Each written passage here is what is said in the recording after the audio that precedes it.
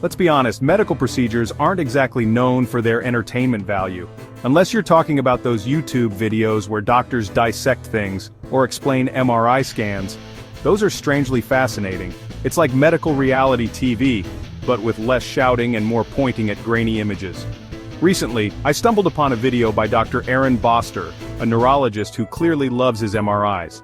He was analyzing a cervical spine scan of an MS patient. And yes, I use dissecting metaphorically, though with all the medical jargon flying around, I wouldn't be surprised if there was a scalpel involved somewhere. The video was surprisingly captivating. Dr. Boster's enthusiasm for spinal cords was infectious, even if his subject matter was, well, my spinal cord. And while I wouldn't call it laugh out loud funny, there was a certain absurd humor to the whole thing. Kind of like watching a foreign film with subtitles, only the foreign language is medical jargon and the subtitles are your own fleeting grasp of human anatomy. One thing I learned from Dr. Boster is that MRIs are not a one-size-fits-all deal. There are axial views, which are like looking at slices of a baguette, only the baguette is your spinal cord. Then there are sagittal views, which are more like looking at the baguette from the side. You know, if baguettes had brainstems and vertebrae. Honestly, I spent half the video trying to keep the terminology straight. Axial, sagittal, coronal. It's like a medical version of that game where you repeat a word until it loses all meaning. By the end, I was convinced Dr. Boster was just making things up. And here, he'd say, pointing to a blurry blob, we see a classic case of coronal sagittal axial syndrome, to which I'd nod sagely, as if I knew exactly what he was talking about. Of course, no MRI analysis would be complete without a discussion of lesions.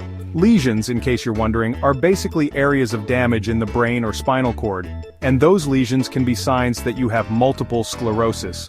That's the reason you go for an MRI in the first place, to see if you have MS. Unless you're one of those people who enjoys being encased in a giant humming tube, in which case, more power to you. Dr. Boster was very thorough in pointing out all the lesions on my scan. Here we see a lesion at C1, he'd say, and another one at C3, oh, and look at this beauty at C6. It was like a morbid game of bingo. I was half expecting him to pull out a prize wheel, spin the wheel, and win a free lesion. Now I know lesions aren't funny, they're serious business. But there's something inherently humorous about a doctor cheerfully pointing out all the ways your body is falling apart. It's like going to a mechanic who says, well, your transmission is shot, your brakes are shot, and your engine's about to blow. But hey, at least your air conditioning's working.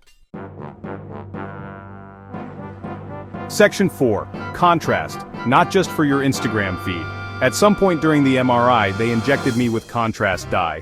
Apparently this helps highlight certain areas on the scan, or maybe it just makes you look more photogenic. Either way, I was hoping for a dramatic transformation, like in those makeover montages in rom-coms. Unfortunately, the contrast dye didn't do much for my complexion, or my spinal cord for that matter, but it did give Dr. Boster something else to talk about. As you can see, he said, pointing to a particularly bright blob, the contrast is flowing nicely through your spinal cord. I'm not sure what I was expecting, but flowing nicely wasn't it. I was hoping for something more along the lines of sparkling or dazzling. Section 5, Stable Genius, my spinal cord, that is. The good news, if you can call it that, is that my MRI showed no new lesions. This, according to Dr. Boster, meant my condition was stable, which in medical terms is basically the equivalent of getting a C on your report card. It's not great, but it's not terrible either. Stable is a relative term, I suppose. I mean, I'm still walking, talking, and occasionally tripping over my own feet, so I guess that's something. But part of me was hoping for a more enthusiastic response from Dr. Boster. Like, wow, your spinal cord looks amazing. You should frame this MRI, or maybe, I've never seen such a healthy-looking lesion. You must be doing something right. Section 6 medical jargon, the gift that keeps on giving. One thing's for sure, I'll never look at a baguette the same way again, or a loaf of bread, or anything remotely resembling a cylindrical object. Thanks to Dr. Boster and his infectious enthusiasm for spinal cords, I'm now hyper-aware of every twinge, tingle, and pop in my neck.